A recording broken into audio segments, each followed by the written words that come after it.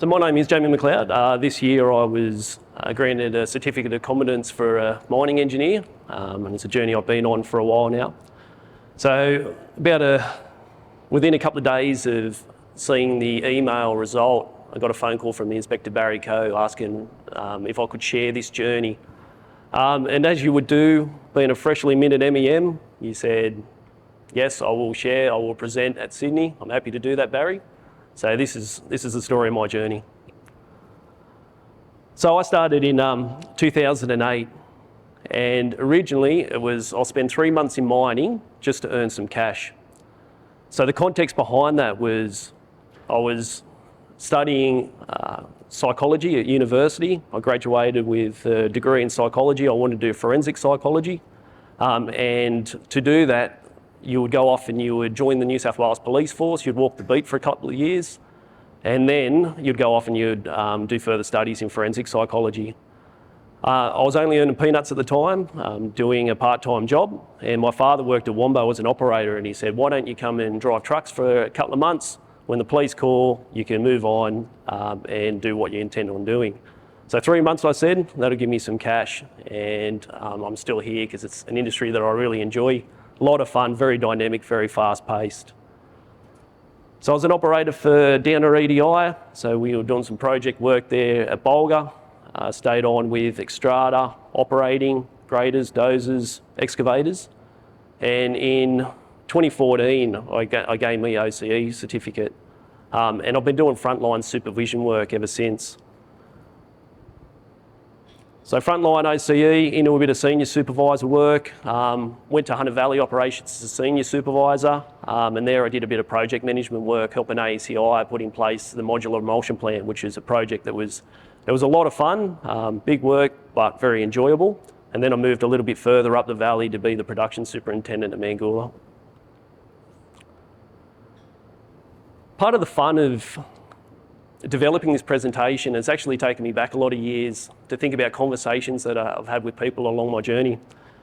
And when I was developing this slide about what is a mining engineer, it made me think of a conversation that I had with another step up at Bulga, where he was outlining his career pathway, and essentially it was, I'll be an OCE by this date, a couple of years after that a senior OCE, production superintendent, and by the time I'm 40, I'm going to be a manager. And I was a bit taken aback by that. I thought, oh, do you know what a manager does? Or why would you want to be the boss to be the boss? So I asked him the question, do you know what a manager does? And he thought, well, no, not really. And I said, well, the manager, they're the ones that work 70 hours a week. They work 70-hour work weeks, only to be woken up on a Sunday morning because the truck's crashed. And he was like, oh, geez, I don't know if I want to be one of them. And that was confirmed there a couple of years later when I was talking to one of the managers in the valley, and he said that his partner jokes that because of the hours that he works, he's probably the lowest paid person on the mine site. But there is a legal definition, so it's the stat function of mining engineering managers to develop, supervise, monitor and review the mining engineering standards. And it's a key statutory function, so you need to nominate somebody. It can only be one person, it can't be split. And they need to hold a practicing certificate that authorises them to exercise that statutory function. And that's what I call the journey. So why do we do it? Why do we put ourselves through it? For me, it's probably about a fear of boredom. I always want to learn. I'm happy to be chucked in the deep end. I'm happy to deal with multiple challenges. I don't mind working, but I just don't want to be complacent, so I want to grow. I think you've got to have a passion for the job, both technical and for people. So the technical component, I've still got safe work procedures and SOPs from my time with Downer, 1 pages of excavator operations. But I think you really got to have people at your front end, because it's those systems and procedures that you're developing that's going to keep those people safe. I think you'll need to have a willingness to share your knowledge. And there's a realism that there's a bit of succession planning. If we don't see enough people coming through doing their tickets, well then legally the mine won't be able to operate. So as with every journey, I set myself a bit of an itinerary. And it started off by having a bit of a look at what the educational requirements was to get your seat at the table. So this is back in April 2003. And that gave me about a month to do some legislation training, so I was pretty happy with the practical experience that I had gathered along the way, that I'd be okay to sit a practical paper. The legislation had changed since I sat my OCE ticket, so I wanted to build the building blocks up from that. That enabled me to sit the written exam. After passing the written exam, I'd be able to do some mine tours, 1 or 2 mock orals, sit the oral exam, which I'll pass. I thought it's going to be a piece of cake, it'll be easy. So delving a little bit deeper into what's required to actually be able to sit the written exams, there are some prerequisites. So there's some tertiary or some vocational learning and qualifications that you need to obtain to actually sit the written exam. So if you haven't got a degree in mining engineering, you need to have a look at either a diploma or an advanced diploma in mining management, which I did through RTV in Tasmania. And you need to have some sort of practical experience. So gone are the days that you can walk out of university and sit a mining engineering ticket. You actually got to be there at the production phase, and it talks about the minimum experience you need to be at the coal face. And for us in open cut, you actually need to spend a year practicing as an OCE. Along with this, you need a portfolio of evidence just to show that you've demonstrated some sort of practical component on the mine site. So you need to author or be involved in some of the high level plans. So your principal hazard management plans or your principal control plans. So that's risk assessments, the review of the documentation. You need to be able to demonstrate that you can deliver some workplace training and develop workplace procedures. So once you've satisfied the department's prerequisites, it gives you a chance to sit the written exams, and these haven't changed too much over the years. So 2 components, there's a legislation component and a practical component. And candidates need to achieve a pass mark in both papers to progress to the oral exams. And something that's changed just recently is that there's no credits to carry over anymore. So if you fail one, essentially you won't be able to get your ticket in that year, and you can't go the next year and carry across a pass mark in the legislation. So everything needs to be done in the single year. So the legislation paper, 1 hour, 5 questions. It's a short answer format. So in 2023, the 5 questions that were asked, or the topics that were asked, there was notices from inspectors, requirements in the SMS, there was some operational controls, so movement of mobile equipment and such, and then some incident notification. And then for the practical paper, you get 3 hours, and it's 5 questions on varied topic, and they can be split up into short answer or longer formats. And in 2023, there was tailings management, some geotech issues, how are you going to deal with reactive ground, change management, and what you do as a result of an emergency. And it's a big paper, and I needed every minute of those 3 hours to get through that practical. So I'm on the journey now. So I got through my prerequisites in April. I spent a lot of time studying the legislation from ground up. I got through the written exams, which I was shocked at, but pleased. And then I thought, well, what's next is I'll go off and I'll do some mine tours, find out what's going on in the industry. I'll take a couple of pictures, might do 1 or 2 mock orals, and then I'll be able to sit my oral exam. So the mine visits, for me, it started off on a bit of a trip up to central Queensland to see how other operations work, and that was a lot of fun. So I went up to Claremont to have a look at their operation. Which is absolutely fascinating because they mine a 40-metre coal seam up there, the Wolfgang coal seam, and it's in that Blair Athol region, so it's highly prone to spontaneous combustion, so everything's on fire. I had a bit of a look at Hale Creek, which is a big operation up there, and then back down to Rolleston. And it is Queensland, so if I say back down to Rolleston, I meant I drove for 5 or 6 hours to get back down to Rolleston. In the valley, I went across to Boggabri, so I left the Hunter Valley because I was having a bit of a look at some of these pits that are external to my local operation. Got to meet Wayne Pym and Darren Maheran from Boggabri, who showed me around, which was good. And then I started doing some of those more local pits, Bengalla, where I got a bit of tutoring from Jake Curl, which I really appreciate. Mount Arthur South, where I got to spend a bit of time with Tom Carroll doing a mock oral. And then Bulga Open Cut to have a look at the dredge project that they were doing there. Further to this, Kim Ewan and the Core Mine group were running some oral preparation classes, which I joined, and that helped me really focus in on some of the lower level ground controls, hazards and controls from different areas in mining. I'll just segue from itinerary, I just want to talk about some of the challenges that candidates face, or reasons why they think that they shouldn't take the journey. And when I go out and I ask people, like, why aren't you studying for your manager's ticket, or why aren't you studying for your OCE ticket? The response that I get given back was, like, I'm just waiting for a better time. The kids are young, I just want to see the kids grow up a little bit and then I'll be set. Or I'm waiting for the kids to grow up and leave the house and I'll be set. Or I'm waiting for the wife to settle into a new job and then I'll be set. I guess my opinion on that one is there's never a perfect time. So if you've got any of the candidates out there that you think you should push into a statutory exam, just tell them to go for it. Because this happened to me 2 weeks before the oral exam. So this is young Max. So he joined our family sort of immediately prior to sitting the oral. This is, apologise for the leg shot there, but I'm actually studying the Code of Practice for Safety Management Systems in the hospital. So we brought him home to join his brothers. And then it took me into the oral examination. So it's a 1 hour exam, so you'll have a panel of either 2 or 3 examiners. And the questions, they can be exhaustive, extensive and dynamic. And what I mean by that, sometimes they can be pretty simple. It can be some operational controls between mobile plant, maybe excavator and dozer.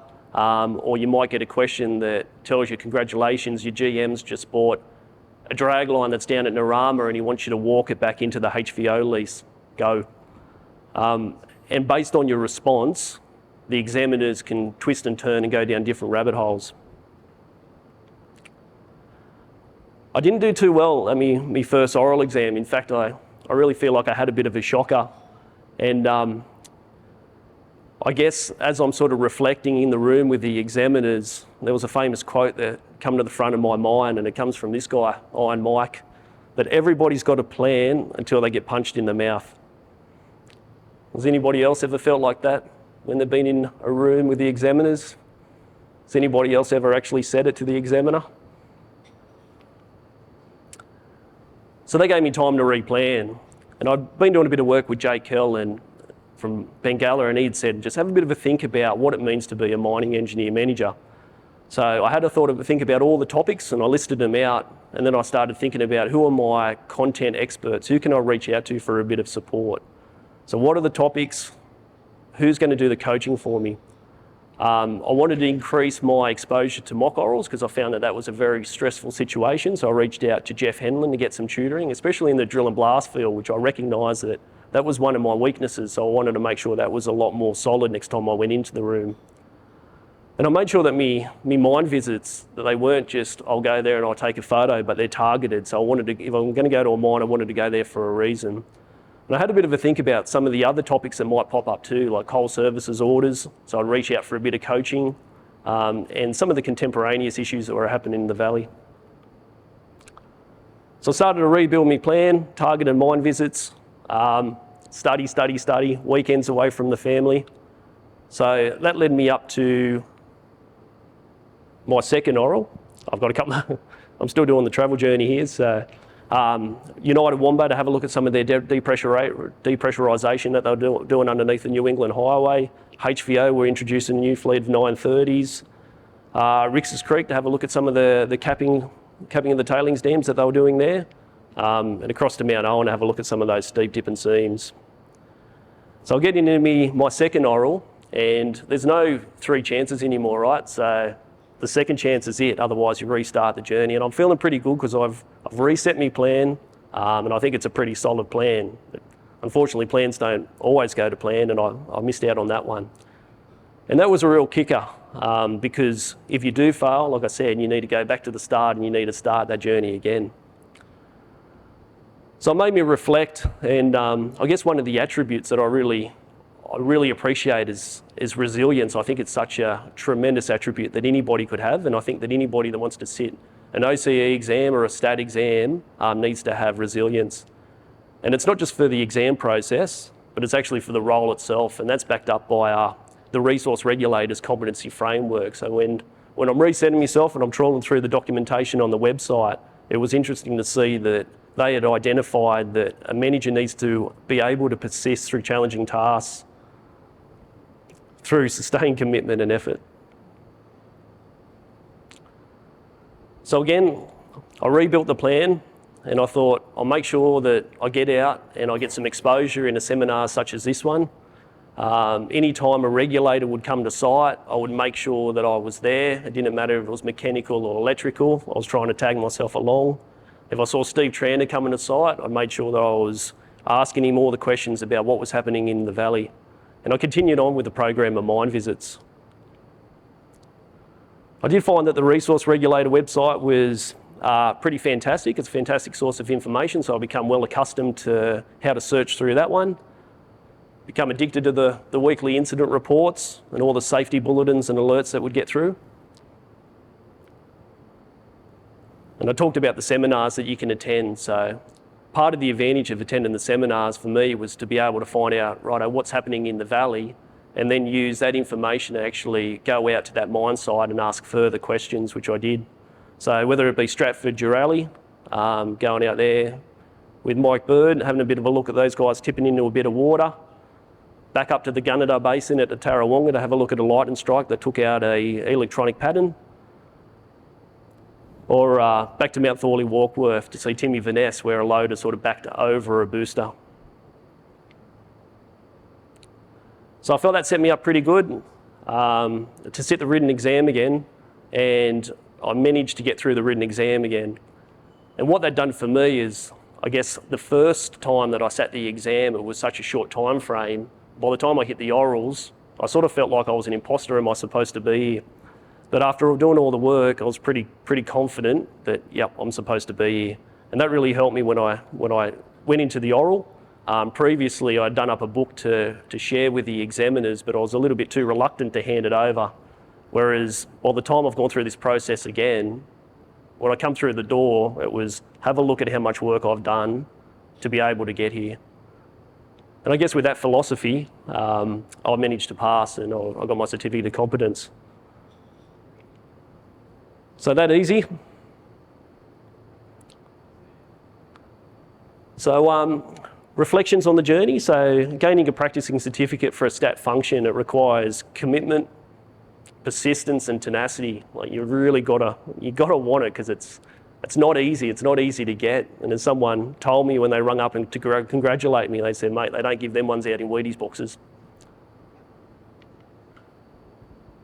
Success can be made easier by a supportive organisation, but it's not crucial. I'm really appreciative of Mangoola. We've got some pretty good succession planning there, and that enabled me to go off and travel to different mine sites. I could put somebody in my role for a little bit, and it all come from the blessing of the operations manager and the mine manager. I don't think it's crucial, however. There's one candidate that's still going through the process at the moment, and he's been doing it off his own back, which I'm really... I really think it's fantastic when somebody's got the confidence to put themselves through it. I think that family support, it's non-negotiable. Like I couldn't have done it without a supportive wife. She had a fair bit on her plate. I must admit that when I was going over the Murrurundi Gap and I'm seeing the signs that says, welcome to the Liverpool Plains, and my wife is heavily pregnant, I'm thinking, I'm really pushing it now. I think networking for candidates is extremely beneficial. It's one thing that I've come to appreciate, being able to talk to people about different problems, and the relationships that I made earlier on in the journey carried right through to the end, while I was able to sort of email or text off people and say, hey, what would you do in this scenario? And I don't think it's just about an exam either, but I think that the real world problems that we'll see tomorrow, can be solved from all those relationships you built on in the past. And I really think there's no shortage of support from the industry, and that's something that when I reflect on the journey, that it's really touching. So everybody that I reached out to say, hey, can I come to your operation for a bit of a look? Can you spend a couple of hours with me? Everybody was more than willing to more than willing to help. All right, and that was the journey. So thank you.